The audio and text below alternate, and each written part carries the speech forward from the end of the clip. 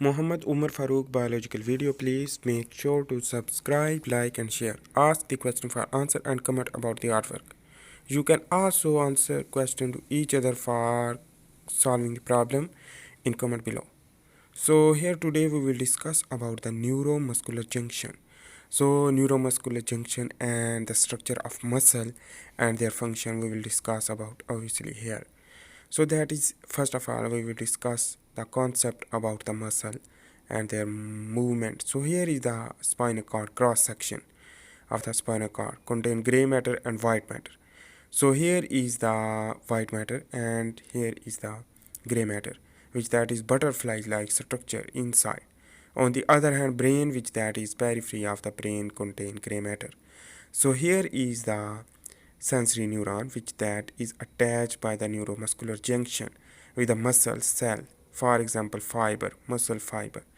So that's the muscle cell, for example, contain, and that is this attachment is, for example, sensory neuron receive the signal to go into the spinal cord and give the effector to neuron, and neuron to effector.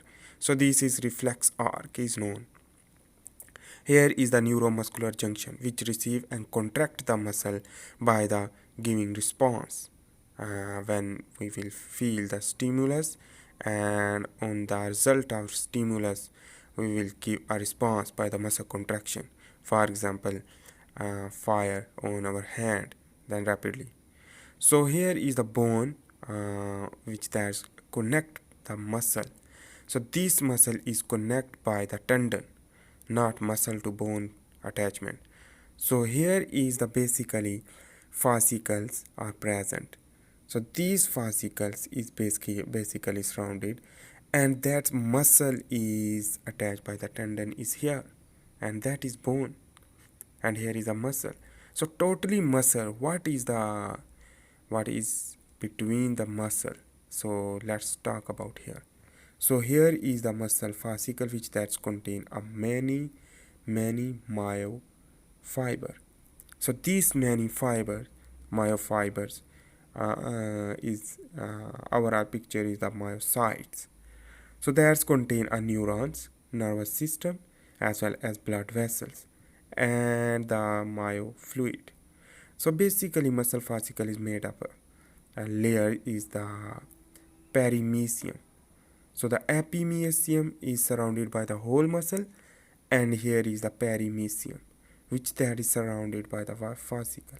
So the one fascicle is surrounded by the basically muscle fascicle contain muscle fascicles are surrounded by the first fascicle to muscle fascicle, and that is surrounded by the perimysium, and inside is the bundle of muscle fiber is surrounded by the endomysium, and that is the muscle fiber basically which that's contain. Here is the muscle fiber.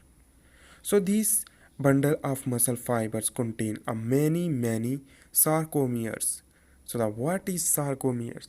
A one fiber contain a many myofibril, which that myofibrils contain a sarcomere. So the sarcomere is the functional and structural unit of the muscle contraction.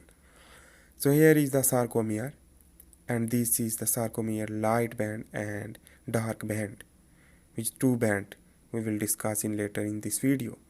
So here is the bundle muscle fiber, which that is attached by the neuromuscular junction by the synaptic cleft of the neuron. That is the nervous system is used for it. Okay, here is the lumen and here is the sarcomere, which they contain myosin and actin protein. So the actin contain also troponin, that is the thin filament, and the thick filament is known as the myosin filament, that is made up of myosin protein as well as myosin head, which that's two head contain a protein, the pair of head. So here I will talk about the neuromuscular junction today.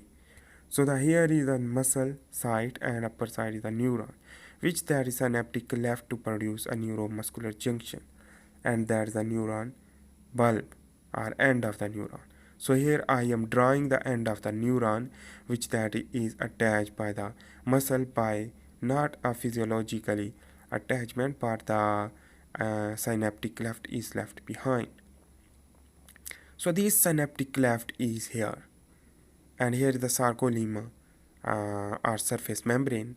So here is the surface membrane, and it is the outer membrane, and here is the inner side is the cytoplasm. So here is the channel which that is receive the calcium ion, and this calcium ion will bind by the choline esterase enzyme to make a acetyl CoA to and choline to form a acetyl CoA acetylcholine neurotransmitter. So here is the neurotransmitter which will be formed. So acetyl CoA will come from mitochondria when will not use in the Krebs cycle. So the here is the acetyl CoA plus choline will be bind to make a acetylcholine neurotransmitter. So this neurotransmitter is important for the neuromuscular junction. But on the other hand, if we will talk about the synapse in the neuron to neuron terminal, that is the many more types of neurotransmitter can be used. So here is the binding to increase the sodium ion move inside. What is the meaning of movement? So it means the ATP used to active transport movement inside of the sodium ion. It means the sodium ion is get a positive charge. So the positive charge containing ion will move inside to create a more positive ion. So the what is the meaning of positive ion? Positive ion mean they can receive the electron. So they are able to receive. So what happened here is the sodium ion move into here is the sodium ion move from here, and that's action potential generate and positive charge will be produced. So here is the very important T tubule are present beside the sarcoplasmic reticulum in the neuromuscular junction. So these T tubule are present in every bundle muscle fiber, every bundle of muscle fibers which contain a structure.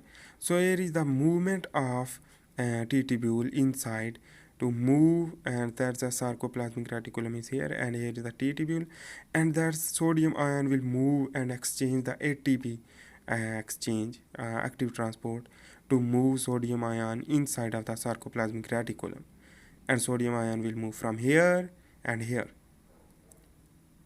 And this here is a very important channel is known as RYR, that is the calcium receiver, and here inside the T tubule is the DHPR, which that is also receiver, and that send the calcium ion into the sarcoplasmic reticulum also. So the sodium ion will move inside to create more electron deficiency. So this electron deficiency calcium will release from the RYR. So RYR receiver and releaser. So here is the sarcoplasmic reticulum which that is release the calcium ion. So here is the sarcomere which that is I am simply drawing here, which that contain I band and A band and I band. I mean isotropic, it means light can be passed from here, and anisotropic means the light cannot be passed from here. So that's total Z to Z line is here, that is the Z line, that is Z to Z line is known as the sarcomere. So the Z to Z band, this or Z to Z line is contain one sarcomere, the unit of muscle contraction or relaxation. It means the function of muscle. So here I am drawing the hand arm which contain a dumbbell. So here we will discuss about the mechanism of muscle contraction. So here is the actin, and here is the myosin head or myosin filament, and here is the actin filament. So the actin filament also contain troponin. Troponin is the binding site for the calcium ion. So here is the myosin head will be attached by the actin, and troponin bind the calcium ion.